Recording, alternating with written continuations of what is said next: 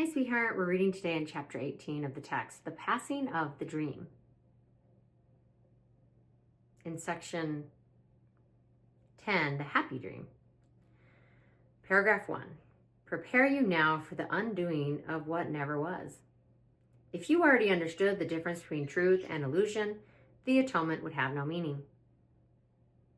The holy instant, the holy relationship, the Holy Spirit's teaching, and all the means by which salvation is accomplished would have no purpose, for they are all but aspects of the plan to change your dreams of fear to happy dreams, from which you waken easily to knowledge.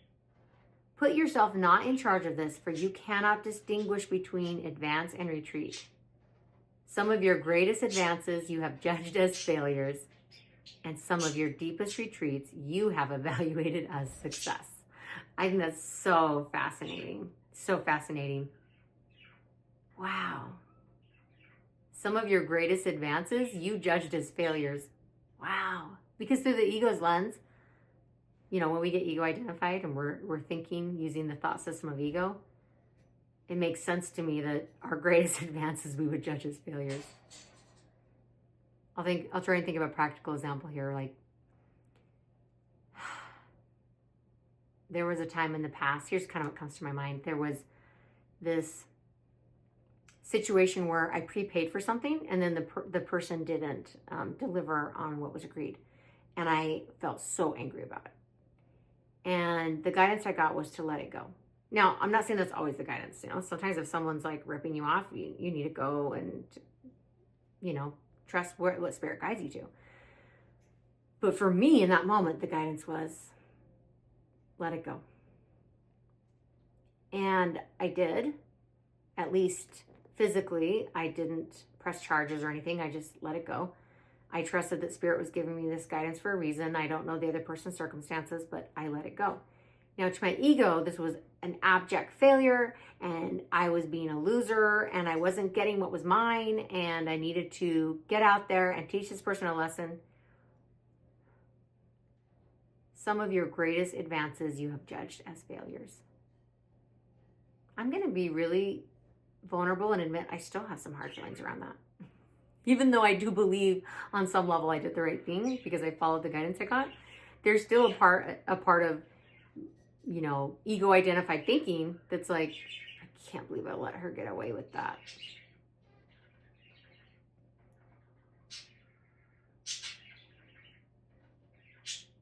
What if I just let her get away with that and let myself get away with that?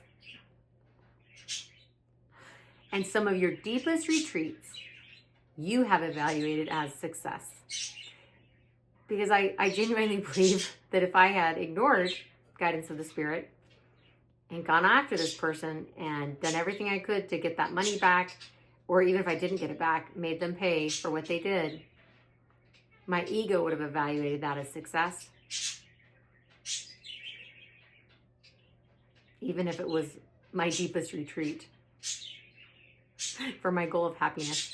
Because we learn in A Course in Miracles that the thought system of ego is that the ego would rather be right than happy, and spirit would rather be happy than right, because spirit is wise to know that there really is not necessarily in every situation an objective right. Right is a concept of ego, of my way or the highway. Clearly I'm right. The other person thinks the same thing. You can't both be right. That's most situations, right? Right? Never approach the holy instant after you have tried to remove all fear and hatred from your mind. That is its function. Never attempt to overlook your guilt before you ask the Holy Spirit's help. That is his function. Your part is only to offer him a little willingness to let him remove all fear and hatred and to be forgiven. On your little faith, joined with his understanding, he will build your part in the atonement and make sure that you fulfill it easily. And with him, you will build a ladder planted in the solid rock of faith and rising even to heaven. Nor will you use it to ascend to heaven alone. Through your holy relationship, reborn and blessed in every holy instant, you do not arrange, thousands will rise to heaven with you. Oh, what a beautiful thought. Can you plan for this? Or could you prepare yourself for such a function? Yet it is possible because God wills it. Nor will he change his mind about it. The means and purpose both belong to him. You have accepted one, the other will be provided. A purpose such as this, without the means, is inconceivable. He will provide the means to anyone who shares his purpose. Happy dreams come true, not because they are dreams, but only because they are happy, and so they must be loving. Wow. I'm going to go back to the earlier paragraph, to the line, some of your greatest advances you have judged as failures. And then I want to wrap this up by saying, I love that it says all we need to do is just give a little willingness and not try and do it ourselves. It's the ego that has this prideful idea of like, I've got to do it. Rugged individualism. I'm going to get out there. I'm going to figure it out. Me, leaving God out of the equation, and it doesn't work.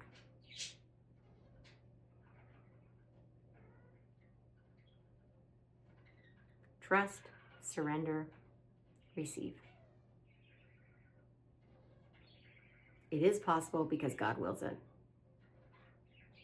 The means and purpose both belong to him. And what happy doctrine is this, that we don't have to do it alone. Thank you so much for being here. I appreciate you so much and the work that you're doing. The love that you are. Thank you. I'll see you soon. Mwah.